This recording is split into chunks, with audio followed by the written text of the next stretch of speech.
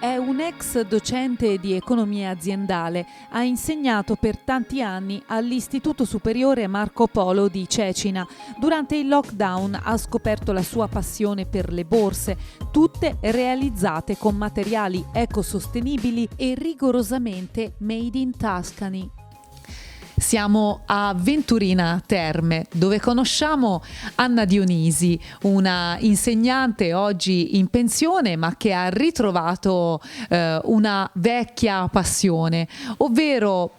quella per la costruzione delle borse, ma non solo, perché tutto questo è ancora in divenire, addirittura con i gioielli, con lo studio di una nuova macchina da cucire e molto altro. Intanto ben trovata e grazie di averci accolti, perché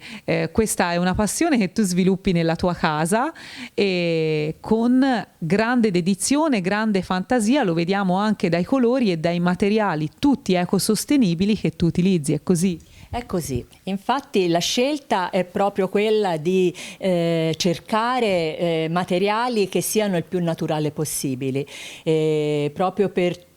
così contribuire alla diffusione di una moda ecosostenibile, ovviamente nel mio piccolo, insomma. E quindi troviamo, non so, la raffia di pura cellulosa, troviamo questi splendidi gomitoli di lana che sono il frutto del lavoro di un gruppo di pastori sardi, una lana di pecore particolari che è stata soltanto colorata con prodotti naturali e che io sto utilizzando per fare delle borse, insomma. Un progetto che stava studiando per i suoi studenti e che per capire se funzionava lo ha messo in pratica fino a prenderci gusto. Era nato per i miei studenti, ora non che volessi far fare loro le borse all'uncinetto, però l'obiettivo era quello di far fare un business plan, perché io insegno economia aziendale e quindi stavo mentalmente studiando il percorso didattico per arrivare a questo obiettivo e quindi dentro di me pensavo, allora ragazzi, dobbiamo prima di tutto individuare un'idea e questa idea poi dobbiamo verificare se è fattibile, fare un'indagine di mercato per conoscere la concorrenza, quali sono i potenziali clienti, quale potrebbe essere, diciamo, l'appeal di questa idea. Certamente se avessi proposto l'uncinetto probabilmente avrebbero fatto una ricca risata, ma proprio per questo io distinto ho pensato alle borse all'uncinetto e mi sono detto, ma certo che questo è un prodotto obsoleto, però mi vedevo proprio mentre dicevo, ragazzi, allora che cosa potremmo fare per renderlo più originale, per attirare una potenziale clientela? E siccome avevamo lavorato in precedenza sulla tutela dell'ambiente e anche sulla valorizzazione del territorio, ho pensato che l'idea poteva essere quella di usare filati eco-friendly e poi agganciare queste borse al territorio. Borse che portano non solo i nomi del territorio, ma che lo raccontano attraverso la cultura, la storia, gli Etruschi. Queste borse raccontano anche il territorio della Maremma, in particolare della Costa degli Etruschi, dove sono nata e cresciuta.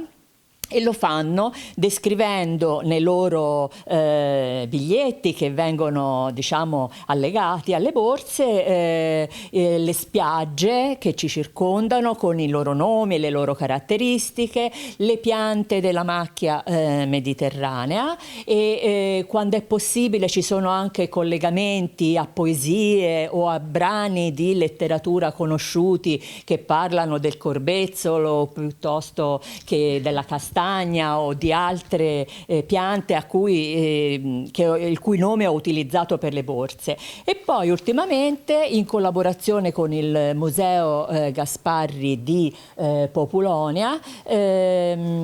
abbiamo pensato di intitolare le borse a figure femminili della storia del nostro territorio, donne del passato che sono state molto coraggiose, forti, donne che hanno visto lontano, donne che hanno esercitato un potere che spesso non appaiono, anzi quasi sempre, spesso loro hanno contribuito a creare la storia, però come sappiamo ancora oggi è così, in passato certo molto di più, l'opera delle donne veniva senz'altro sminuita. Quindi proprio per esaltare anche la figura femminile, ognuna di queste borse che sono adesso in costruzione porterà il nome delle donne del Principato di Piombino. Donne che allora come oggi hanno sempre fatto attenzione ai dettagli, come quelli che Anna inserisce all'interno delle sue creazioni.